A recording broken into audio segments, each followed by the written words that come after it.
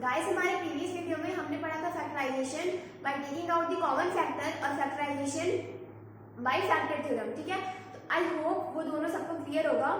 अब हमारा next type है factorization by splitting the middle term. इसके नाम से ही समझ में आ रहा है कि जो फैक्टराइजेशन होता है वो मिडिल टर्म को स्प्लिट करके करना होता है। ठीक है, हम एक एग्जाम्पल लेके आपको समझाते हैं कि इसमें करना कैसे होता है। सपोज एक पॉलिनोमियल है px such that x square plus 6x plus 9। इस पॉलिनोमियल में क्या करते हैं हम, जो हमारा कांस्टेंट टर्म रहता है, ठीक है, हमारे कांस्टेंट टर्म और x स्क्वायर के कोफिशिएंट को हम मल्टीप्लाई कर देते हैं।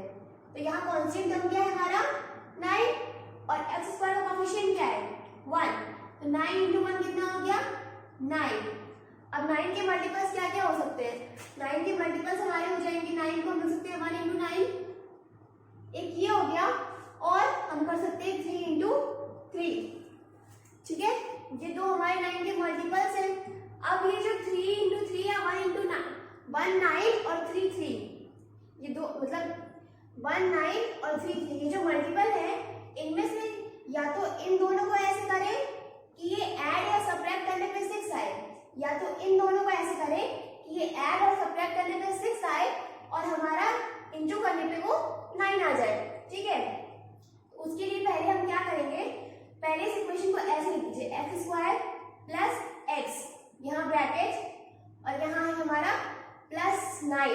ठीक है, उसके बाद जो भी साइन हमारा कोफिशिएंट के साथ रहेगा,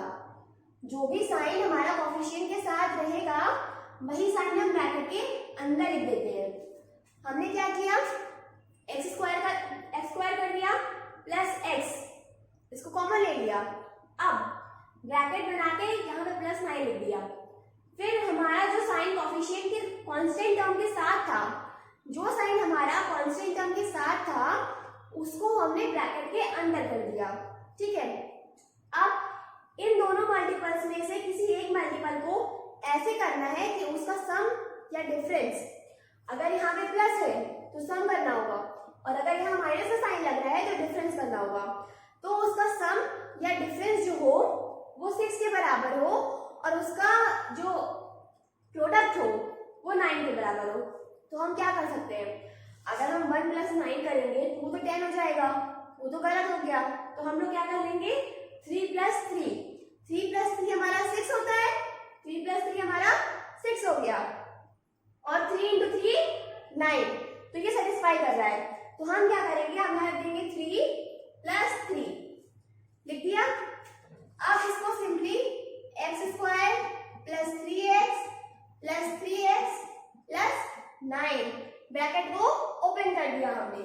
अब अगर इन दोनों टर्म में देखें, इसमें से हम x कॉमन निकाल सकते हैं क्योंकि x इसमें भी है, x इसमें भी है। तो अगर x कॉमन निकालते हैं तो यहाँ हमारा बचेगा x प्लस 3, और यहाँ पर भी x प्लस 3 अगर करें तो हमारा हो जाएगा प्लस 3। समझ में आ रहा है? तो ये हमारा क्या हो जाएगा x plus 3 into x plus 3।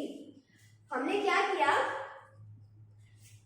सबसे पहले हमने हमारा ये क्वेश्चन था, ठीक है, कि हमको x square plus 6x plus 9 को मिडिल टर्म की हेल्प से हमें उसको स्प्लिट करना है। सॉरी, हमारा क्वेश्चन था कि हमें इस पॉलिनोमियल को स्प्लिटिंग द मिडिल टर्म से फैक्टराइज करना है। ठीक है, हमने क्या किया, सबसे पहले कांस्टेंट टर्म और कोफिशिएंट ऑफ x स्क्वायर का प्रोडक्ट ले लिया। जो भी हमारा प्रोडक्ट आया उस प्रोडक्ट के मल्टीपल्स लिख लिए। उस प्रोडक्ट के दो मल्टीपल्स हो रहे हैं, पहला 1 × 9 और दूसरा 3 × 3, ये हो रहा है। अब क्या किया हमने, अब इस पॉलिनोमियल को कैसे लिखेंगे, पहले हमने x स्क्वायर का x स्क्वायर उतार दिया, फिर प्लस 6x है। तो हमने अभी आपको बताया कि इन दोनों मल्टीपल्स में से किसी एक मल्टीपल को ऐसे करना है कि उसका सम या डिफरेंस 6 आए और उसका प्रोडक्ट 9 आए। तो इसलिए प्लस 6 को छोड़ दो, हमने यहाँ पर प्लस x ले लिया। ठीक है, सम या डिफरेंस करने के लिए ब्रैकेट लगा दिया, फिर प्लस 9 कर दिया।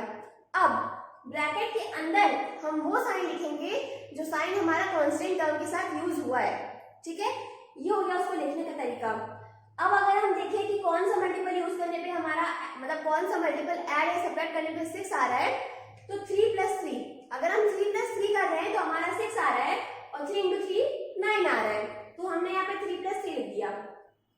उसके बाद हम ब्रैकेट को जब ओपन करेंगे तो हमारा हो जाएगा x² + 3x + 9, ठीक है।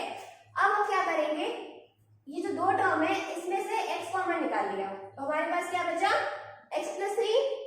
उसके बाद इन दोनों टर्म में से 3 कॉमन निकाल लिया, 3 कॉमन निकाल सकते हैं क्योंकि HCF दोनों का 3 है, ठीक है।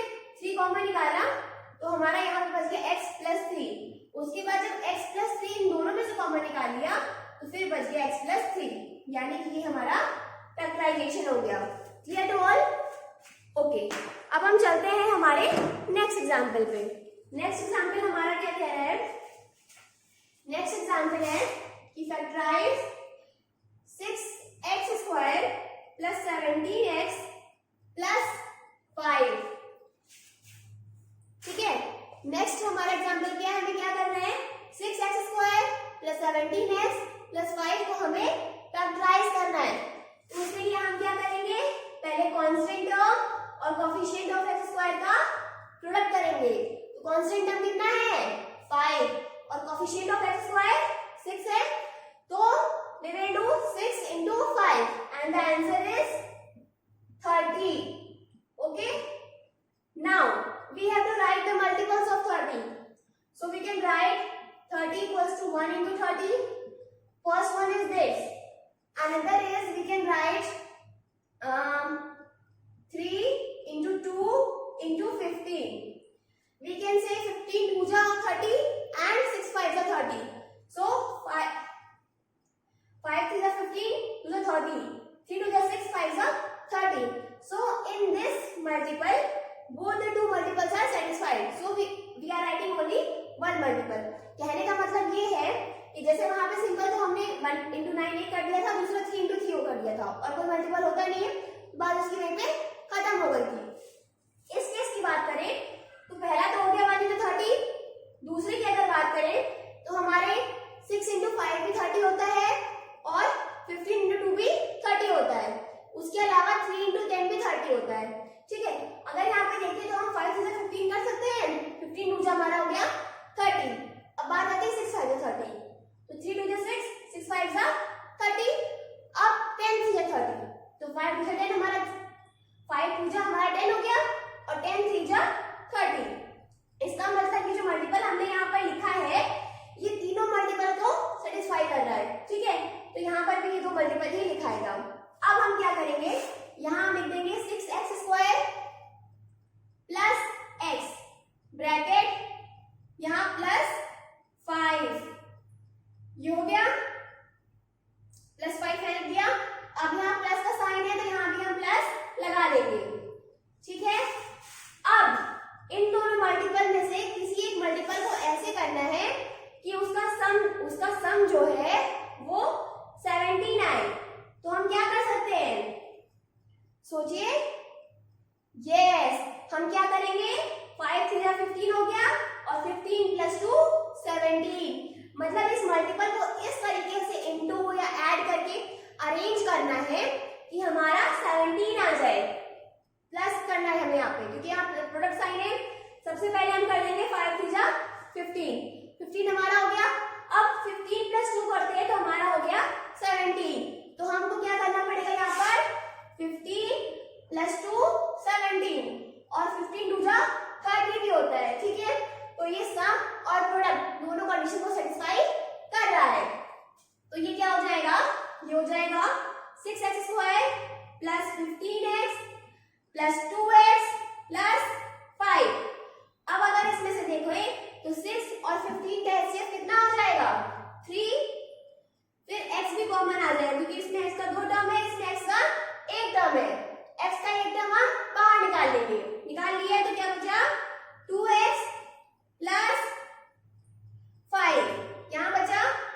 अब यहाँ से +1 कॉमन निकाले तो ये हो जाएगा 2x + 5, मतलब हमको यहाँ से इस वाले दो टर्म में से कोई ऐसा टर्म कॉमन निकालना होता है जो निकालने के बाद यही वाला टर्म यहाँ ठीक है, समझ आ रही है बात?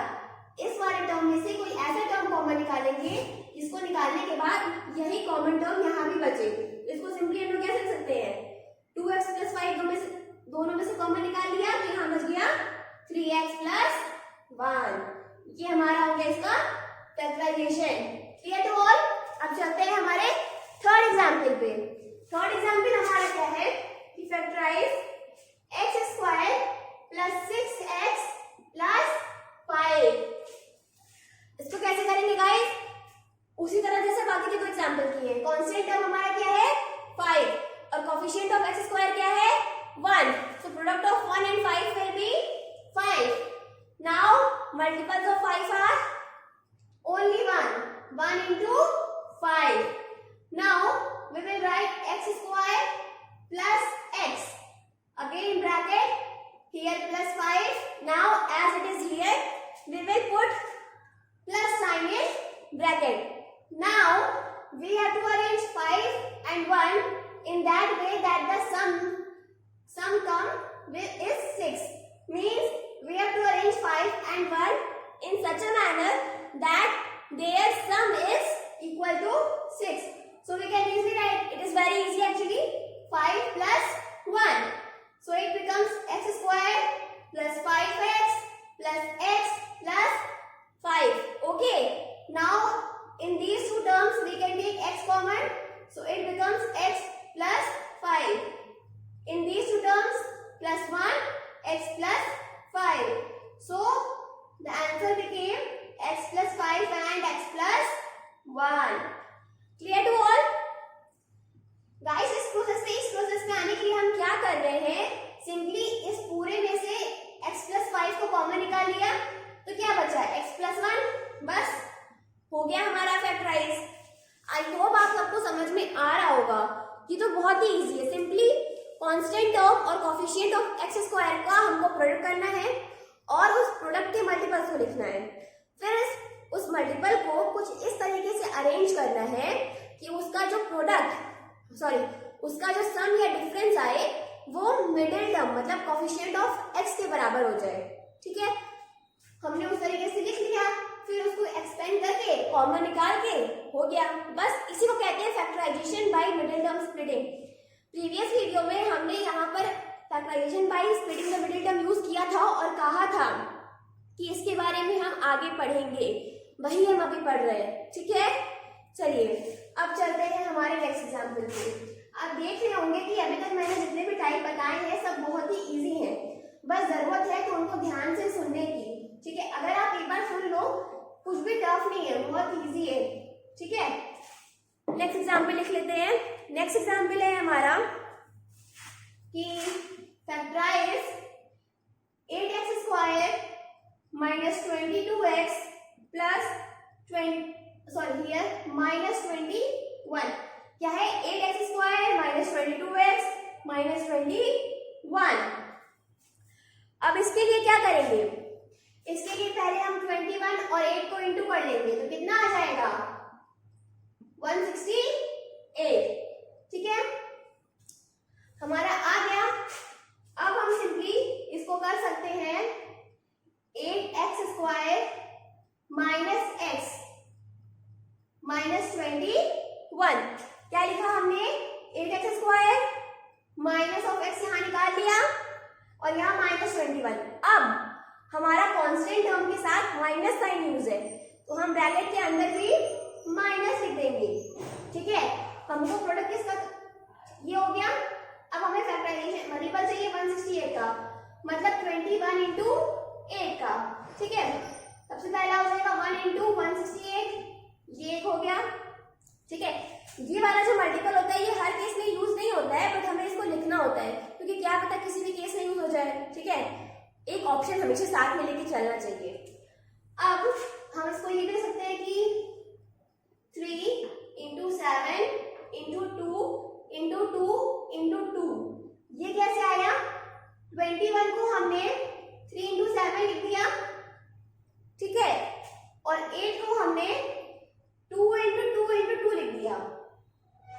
समझ आ रही है बात।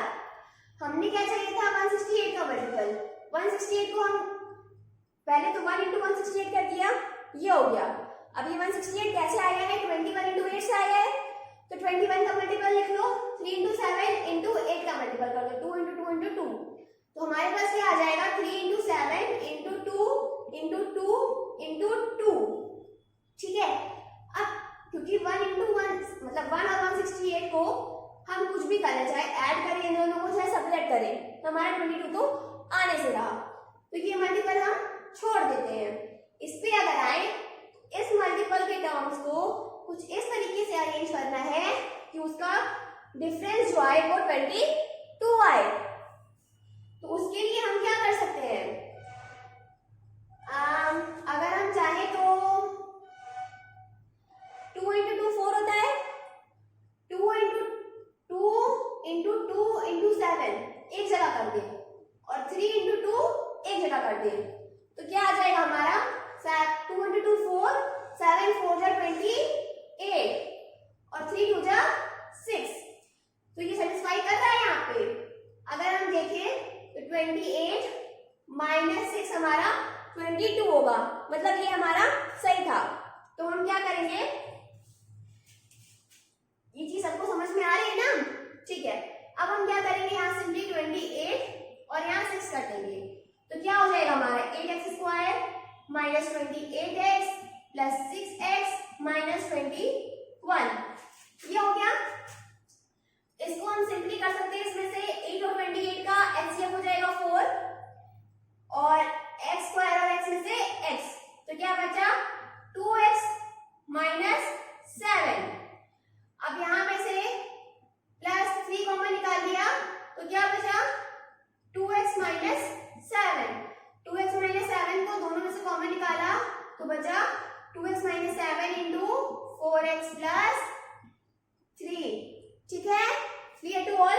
हमने यहाँ पे क्या किया, हमने यहाँ पे मल्टीपल्स लिख लिए, 21 इंटू 8 के यानी कि 168 के हमने मल्टीपल्स लिख लिए, तो 168 तो बहुत लंबा हो जाएगा, उसको थोड़ा सिंप्लीफाई करने के लिए उसको वही उसी फॉर्म में 21 इंटू 8 में कर दिया।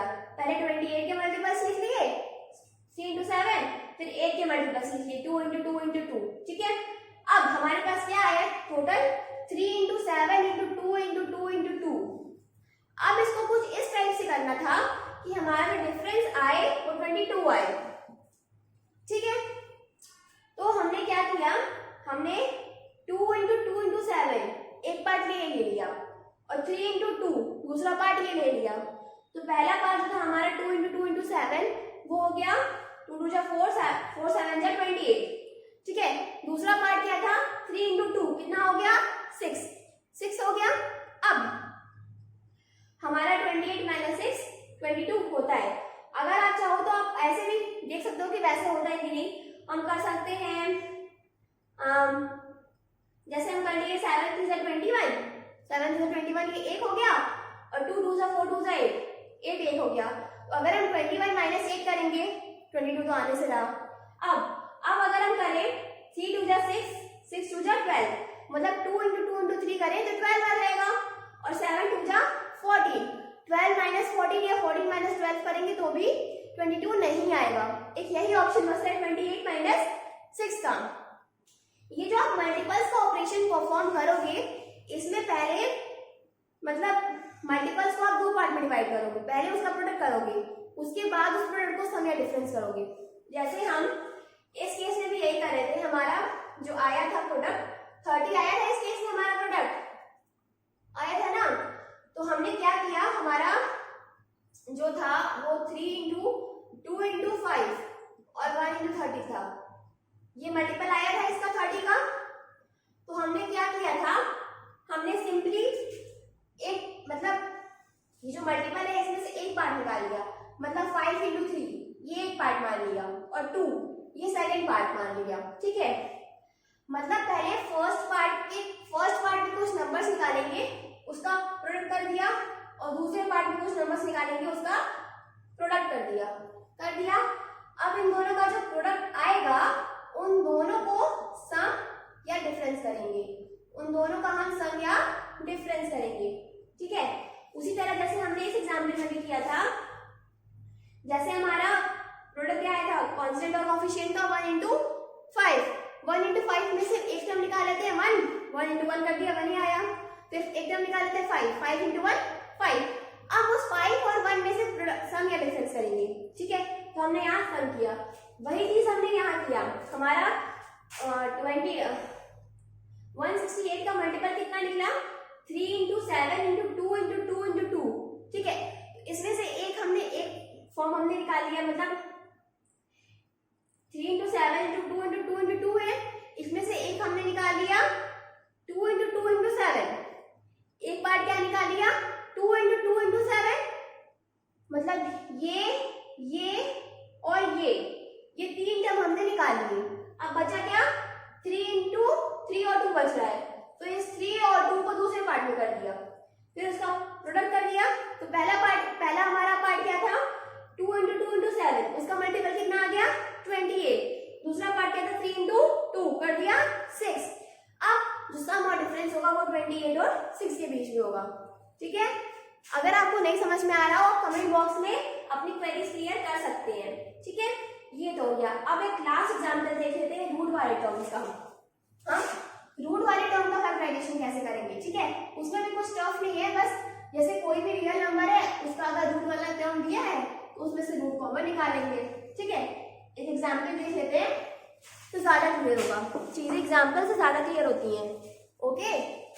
तो हमारा जो एग्जाम्पल है वो है कि factorise √3x² plus 7x minus 6√3।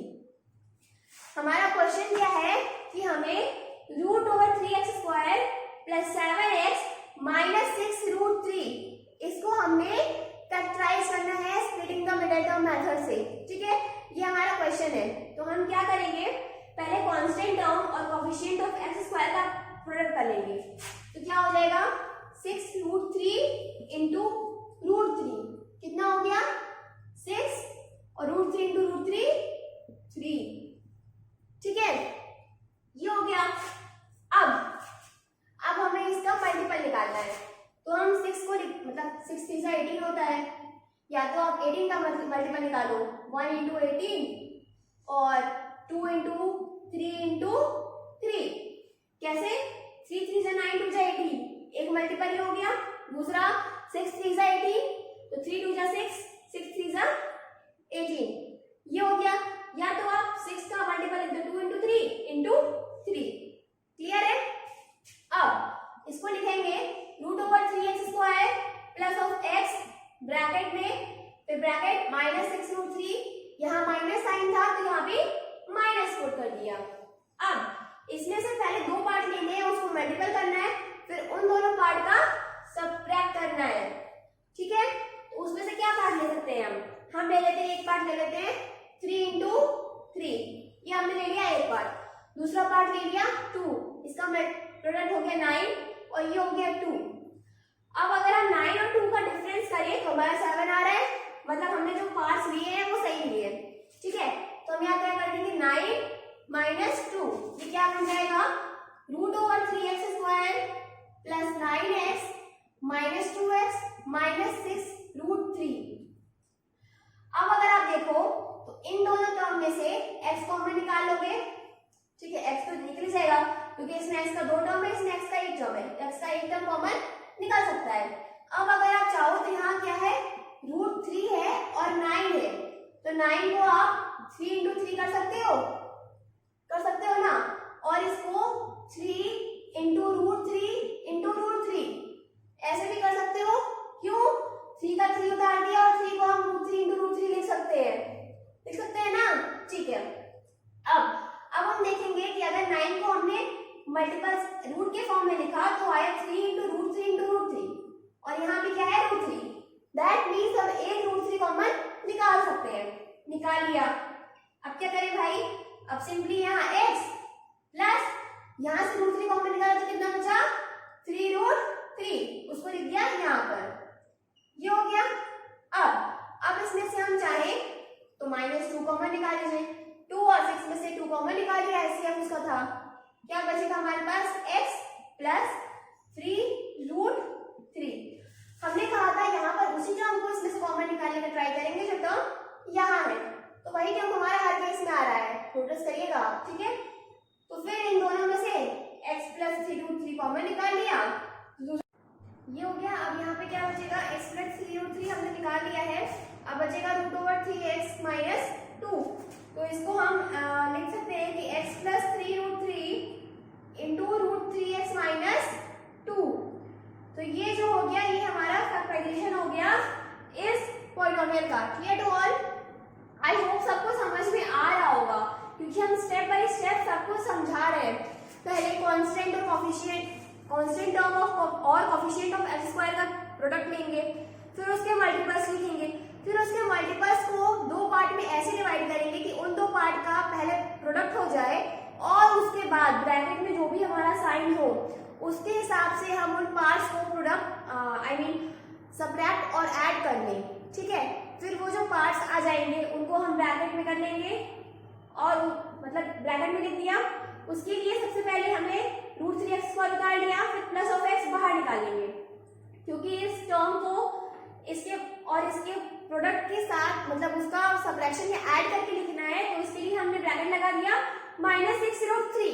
अब यहाँ पर कांस्टेंट टर्म के साथ माइनस साइन था, तो हमने माइनस कर दिया। फिर हमारा प्रोडक्ट का मतलब मल्टीपल का पार्ट करने के बाद जो दो टर्म बचे उनको हमने यहाँ पे लिख दिया, और फिर ब्रैकेट ओपन करके कॉमन लेके और कर लिया। ठीक है, एक एक स्टेप बहुत ही अच्छे से समझाया है, समझ में आ रहा होगा। अब हम चलेंगे अपने नेक्स्ट फॉर्म पे, जो कि है factorization by completing the square. Factorization by completing the square में आपको कोई भी पॉलिनोमियल दिया होगा तो उसको किसी भी तरह करके मतलब उस पॉलिनोमियल को किसी भी तरह करके आपको स्क्वायर के फॉर्म में बनाना है, या तो a प्लस बी का होल स्क्वायर के फॉर्म में, या तो a माइनस बी के होल स्क्वायर के फॉर्म में। ठीक है, उसको बना लेंगे, उसी के बाद उसका हम फैक्टराइज कर पाएंगे। ठीक है, तो उसमें कुछ करना नहीं होता है, क्योंकि हम उसके फैक्टराइजेशन में उसको a प्लस बी का होल स्क्वायर या a माइनस बी का होल स्क्वायर के टर्म में लिखते हुए करते हैं, इसीलिए हमारे फैक्टराइजेशन को कहते हैं factorization by completing the square. क्या कहते हैं? Factorization by completing the square. ठीक है, ये हो गया। तो अभी हमने आपको बताया इस फैक्टराइजेशन के लिए कोई भी पॉलिनोमियल दिया है अगर, तो उसको हमें मतलब ऐसे फैक्टराइज करना है कि उसको फैक्टराइज करते करते वो a प्लस बी का होल स्क्वायर या a माइनस बी का होल स्क्वायर ऐसे मतलब स्क्वायर के फॉर्म में आ जाए, ताकि उसको फैक्टराइज करने में आगे इजीनेस हो हमको। ठीक है, तो बाकी सारे टाइप भी हमने एग्जाम्पल लेके ही समझे, इसको भी एग्जाम्पल लेके ही समझ लेते हैं। तो हमारा पहला एग्जाम्पल क्या है कि factorize 2x² minus 5x plus 3 equals to 0। एक और बात, बाकी टाइप्स में हम जब फैक्टराइजेशन कर रहे थे तो उसको इक्वल्स टू 0 नहीं कर रहे थे, पर कंप्लीटिंग द स्क्वायर में जो पॉलिनोमियल रहेगा उसका मतलब वो इक्वल टू 0 रहेगा। ठीक है, ऐसा होता ही है, वो सॉल्व करेंगे तब आपको पता चलेगा कि क्यों होता है। ठीक है, तो इस टाइप के पॉलिनोमियल मतलब कंप्लीटिंग द स्क्वायर मेथड से किसी भी पॉलिनोमियल को सॉल्व करने के लिए सबसे पहले हमें उसके जो कोफिशिएंट ऑफ x² है उसको 1 करना पड़ता है।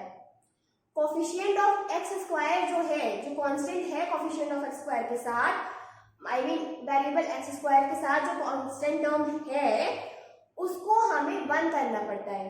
मतलब इस 2 की जगह पे हमें 1 करना पड़ेगा। तो 2 की जगह पे 1 कैसे आएगा?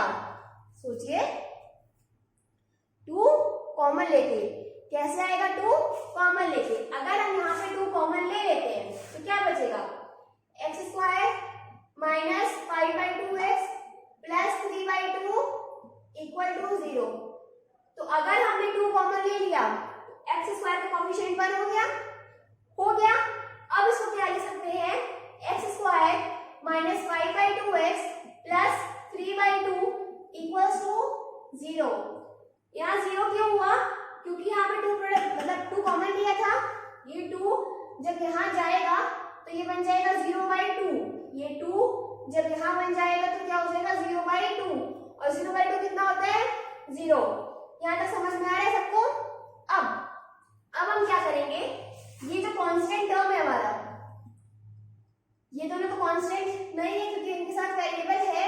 कांस्टेंट टर्म हमारा सिर्फ यही है, ठीक है, मतलब इस टर्म में कोई वेरिएबल नहीं है, ये कांस्टेंट टर्म है, इसको हम अपने राइट हैंड साइड में ले जाएंगे, ठीक है। उसके लिए क्या होगा, x square minus 5/2x equals to minus 3/2, ये हो जाएगा। जब ये यहां जाएगा तो ये बन जाएगा 0 माइनस 3/2, तो 0 माइनस 3/2 गिव्स माइनस 3/2, क्लियर। अब जो हमारा कोफिशिएंट है x का, जो कोफिशिएंट है x का उसको डिवाइड बाय 2 करेंगे, यानी कि यहाँ कोफिशिएंट ऑफ x क्या है, -5/2, तो -5/2 होल डिवाइडेड बाय 2 कर देंगे, ठीक है, प्रोसेस है ये। तो ये क्या बन जाएगा, -5/4, -5/4 आया, तो मतलब पहले इतना हमने कर लिया। अब कोफिशिएंट ऑफ x को डिवाइडेड बाय 2 कर देंगे, मतलब उसका बाय 2 कर देंगे, हाफ कर देंगे उसको हाफ करने पे कितना आएगा, -5/4 आएगा। अब ये जो हमारा -5/4 आया है इसको हम यहां भी ऐड कर देंगे, मतलब कि हमारा हो जाएगा प्लस -5/4 का whole square equals to -3/2 plus -5/4 का होल स्क्वायर, ठीक है। हमने क्या किया, पहले कोफिशिएंट ऑफ x वाले टर्म का हाफ कर दिया, कितना आया, -5/4। अब उस -5/4 का होल स्क्वायर हमने LHS में भी और RHS में भी, मतलब लेफ्ट हैंड साइड भी और राइट हैंड साइड भी, दोनों साइड हमने ऐड कर दिया है, ठीक है, दोनों साइड हमने ऐड कर दिया। क्योंकि दोनों साइड ऐड कर दिया है तो इक्वेशन में कोई भी गड़बड़ी नहीं होगी, अगर एक साइड करते तो दिक्कत होगी, दोनों साइड कर दिया है तो अगर दोनों कैंसिल भी होगा तो उससे कोई फर्क नहीं पड़ता है। अब अगर आप देखोगे तो ये जो पूरा बन रहा है, इतना ये जो बन रहा है हमारा, ये x -5/2 का होल स्क्वायर हो रहा है, करके देख लो, देखो x -5/2 का होल स्क्वायर कितना होगा, x स्क्वायर प्लस 5/4 प्लस 5/4, ठीक है, और माइनस ऑफ 5/2 x होगा ना। और एक बात, यहाँ पर साइन को नहीं लेते हैं, ये -5/2 नहीं और यहाँ माइनस नहीं, सिर्फ 5/2 का हाफ करेंगे, उसका साइन नहीं लेंगे, ठीक है। तो 5/2 का हाफ 5/4, तो हमने 5/4 से बोथ साइड ऐड कर दिया है, ठीक है। तो ये बन गया x -5/2 का होल स्क्वायर।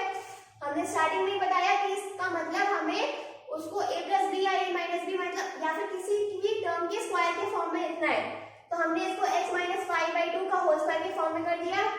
अब इक्वल्स टू -3/2 प्लस 5 का स्क्वायर 25 और 4 का स्क्वायर 16, यहाँ तक क्लियर है, ठीक है।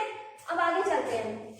अब अगर हम सॉल्व करें तो ये हो जाएगा x -5/2 इक्वल्स टू, इसको ऐड करोगे तो कितना आ जाएगा, 16 -24 plus 25 equals to 1/16। That means x -5/2 का होल स्क्वायर इक्वल्स टू 1/16 आया, इतना आ गया। अब हम क्या करेंगे कि मतलब अगर किसी भी टर्म से स्क्वायर हटाना है तो वो इधर जाके √ओवर में पड़ जाएगा। हमने पढ़ा था कि अगर b⁴n इक्वल्स टू a है तो b इक्वल्स टू n√a हो जाएगा, होता है। हमने यही पढ़ा था कि अगर n√a है इक्वल्स टू b दिया है तो a इक्वल्स टू b⁴n हो जाएगा। तो उसका अपोजिट करते हैं, अगर कि b⁴n इक्वल्स टू a है तो b is equals two plus minus n√a। हमने सिर्फ n√a पढ़ा था, ठीक है। तो ये क्या हो जाएगा, x -5/2 will become plus minus √1/16 is equals two plus minus 1/4। अब बात आती है यहाँ पर कि हमने यहाँ पर प्लस माइनस क्यों ऐड किया, ठीक है। ये आइडेंटिटी हमने नंबर सिस्टम में पढ़ी थी। नंबर सिस्टम में जनरली वहां पर हमें सॉल्व करने के लिए सिर्फ पॉजिटिव की ही जरूरत थी, नेगेटिव की जरूरत नहीं आ रही थी, ठीक है। तो हम वहां पे नेगेटिव नहीं लेते हैं। पर पर जनरली अगर आप किसी को भी मतलब किसी का भी जैसे यहाँ पर अगर स्क्वायर है, ठीक है, स्क्वायर को अगर आप रूट में करोगे, स्क्वायर को अगर आप रूट में चेंज कर रहे हो तो यहाँ स्क्वायर की जगह रूट के पहले प्लस माइनस आएगा। ये सिर्फ स्क्वायर वाले केस में होगा, क्यूब रूट के केस में आप ऐसा नहीं कह सकते हो, ठीक है, केस टू केस वैरी करेगा। स्क्वायर के केस में प्लस माइनस आ जाएगा, स्क्वायर के केस में प्लस माइनस आ जाएगा। वहीं अगर क्यूब की बात है तो सिर्फ माइनस आएगा। क्यों? क्योंकि माइनस का क्यूब कितना होता है? -27 होता है, ठीक है, ये हो गया। अब यहाँ पे हमारी मतलब x - 5/2 इक्वल्स टू ±1/4 आ रहा है। अब हम क्या करेंगे, when x इक्वल्स टू +1/4, ठीक है, तो x - 5/2 इक्वल्स टू 1/4 हो जाएगा। तो x इक्वल्स टू 1/4 + 5/2, इसको ऐड करोगे आ जाएगा 1 + 10 gives us 11/4। Now when x equals to -1/4, जब x -1/4 होगा तब क्या होगा, x - 5/2 equals to -1/4, so x equals to -1/4 + 5/2, add किया -1 + 10 इक्वल्स टू 9/4।